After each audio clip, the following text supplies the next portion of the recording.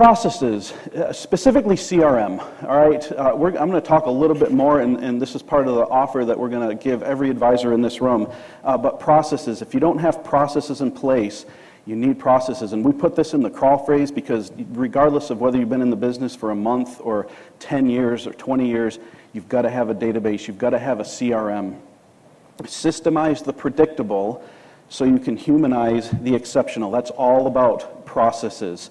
And I was talking to an advisor last week. We haven't aired the session yet, but I was talking to an advisor last week who was stuck in his business on the podcast, and he's like, at some point in my business, I was stuck. He said the business grew in 2017. He started it, and in 2019, 2020, he was stuck at $300 million in assets under management.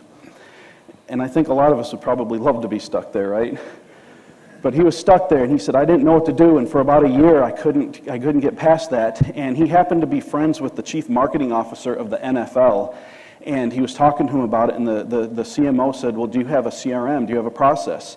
And he said, well, no, I don't. And so what this advisor did is he invested in Redtail CRM, and he started putting processes in place. And he said, we had a process in place for starting a marketing campaign, for capturing leads, for qualifying leads. They put a process in place for when a prospect sets a meeting. So from the time the appointment was set to the time the prospect either became a dead lead or a client, they put a process in place. They put a process in place for onboarding. So everything had a process that was scalable, repeatable, and they could just apply it to every little thing that happened. They systemized the predictable so they could humanize the exceptional. He said after that, we experienced 50% year-over-year growth until now they're at 850 in assets under management, and he contributes that growth to putting processes in place. It's so important to do that. Processes. So before we get to the next phase, or the walk phase, let me ask you a question. For the advisors out there, what do you think is the most valuable asset that you own? And I'll give you a hint.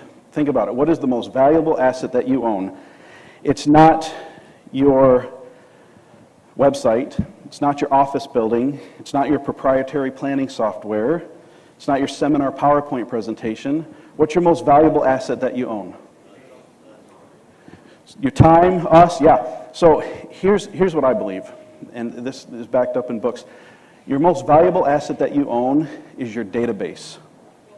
Your database of clients and prospects. If you only get one thing out of this entire presentation, I would beg you to get this.